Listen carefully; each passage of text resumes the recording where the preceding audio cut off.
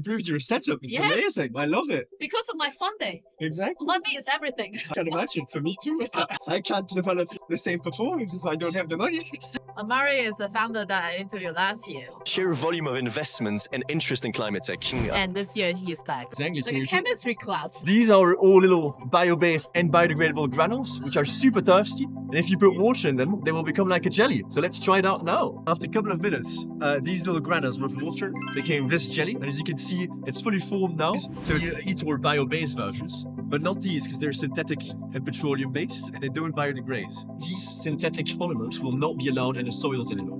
And so that's what we're playing on. In Europe at least, they're going to be banned, creating the next generation bio-based and biodegradable super absorbents to phase out the synthetics. Cool. How would you describe that to an 8-year-old?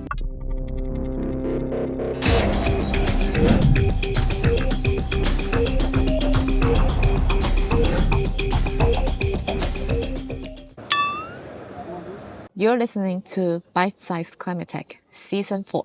Let's dive in. Time to make climate cool again.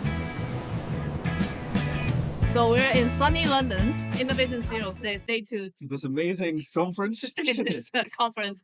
This is Amaury, pleasure to meet you all. again. Last year, I took me a long time to convince him to do a podcast. But this time it was very natural. I It's wonder very why. natural because he's a regular now. This time we're going to talk about Super absorbent polymers.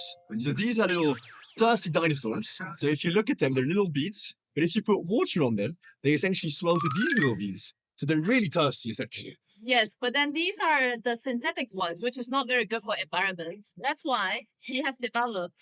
So we develop essentially the bio-based and biodegradable versions of these little powders, which swell to jellies. We're making a huge dent into resolving climate change because these are petroleum-based. They create huge microplastics in the entire environment.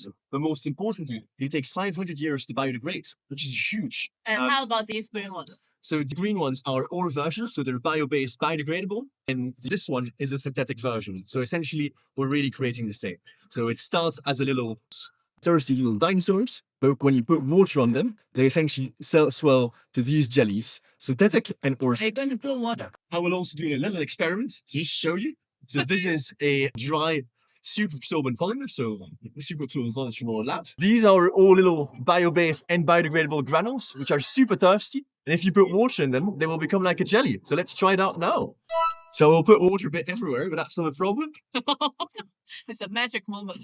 Oh, look at that. Let's wait a tiny bit. They take a bit of time, How long does it take? a couple of minutes. A couple of minutes. But if they should normally go much quicker. It's a development process. Exactly. But But it seems that the little granules are stuck on the top. So we have a bit of an issue right now. But it's getting like a jelly. Let's go in the other topics. Yeah, How would you explain this to an 8-year-old? What we develop essentially is a tiny little dinosaur, which is extremely thirsty. And he really wants to drink the entire lake. So as soon as you have a little dinosaur, it starts drinking, but it will take 50 times its size and swell essentially and become a huge dinosaur.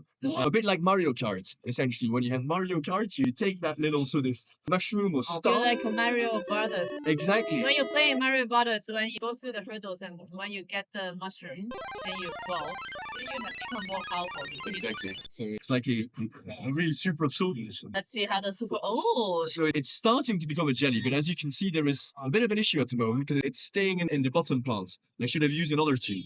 It becomes essentially like this, and it's completely jelly. all of these green. Exactly. So Like a we put, chemistry class. exactly, we put some dyes in there to make it fun. So these are the synthetic versions of the Why did you start to work in ag? I think there's a huge challenge that facing it, which is natural climate change. As a kid, I have always tried to find solutions to combat it, from going to zero gravity flight and trying to provide oxygenation for water and proficient space. So from very early on, I was trying to develop solutions. So this is just a continuation of my early work and make a huge dent towards a more resilient but also And your sustainable. training background is. I'm an aerospace mechanical engineer. Oh wow. And I have also management experience with my co-founder and team are all chemists. So Okay. these are the people developing the actual chemistry. I'm only there to coach and to make sure I find all the clients. You have podcasting skills, and it's a new company. It's not A&B. So it's still A&B Smart Materials because we're developing essentially, it's a continuation of the tech we developed previously in hydrogen space. I have this closing tradition, which is you are going to answer a question from the previous guest. So the question from the previous guest: what scares you about climate tech, and where are we right now, and what gives you hope? I think it's undeniable that sort of climate change is happening. So that's the first one. Naturally, there's a bit of a scary moment that would happen with the change in regulatory environment, I would say, in the last few months. However, I am quite confident that this is only a passing and that it will get resolved because all the technologies today are anyways more sustainable, and we're going to the pathway, whatever the regulation does us. Because also Europe is still backing it, despite a couple of countries getting on it. The key theme for yours is because in a couple of years they are going to phase out these synthetic materials, right? And In 2028, these synthetic polymers will not be allowed in the soils anymore. And so that's what we're playing on. In Europe, at least, they're going to be banned. They're not allowed in the soil. And so we're developing the fully bio-based and biodegradable versions to essentially replace the old synthetic versions. yes, what gives you hope, Brandon? It gives me hope because in a way, every technology that we can see today at this conference, they're still developing sustainable materials irrespective of the environment. There's so much push and excitement towards this direction that it will inevitably happen. It might take an extra 6 months. That's not a problem. 6 months is nothing. Leave a question. Exactly. What is the most exciting technology that they have seen in climate tech? Well, it cannot be theirs. This is a new sentence for season 4. So you're going to leave one sentence out.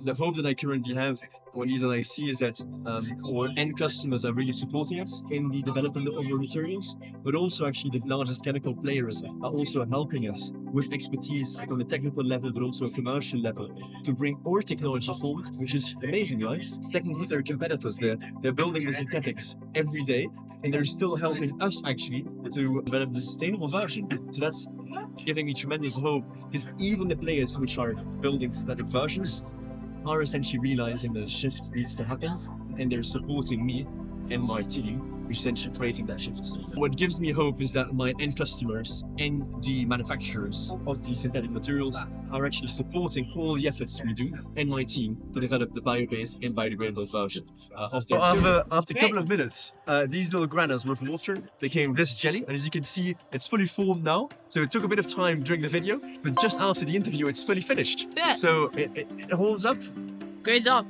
Let's make climate cool again. Yes.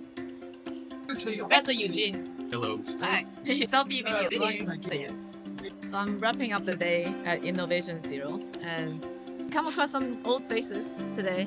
I had another interview with Amaury, who was on my podcast last year. And then I also said hi to Professor Eugene from the nuclear episode. And I'll see you next time.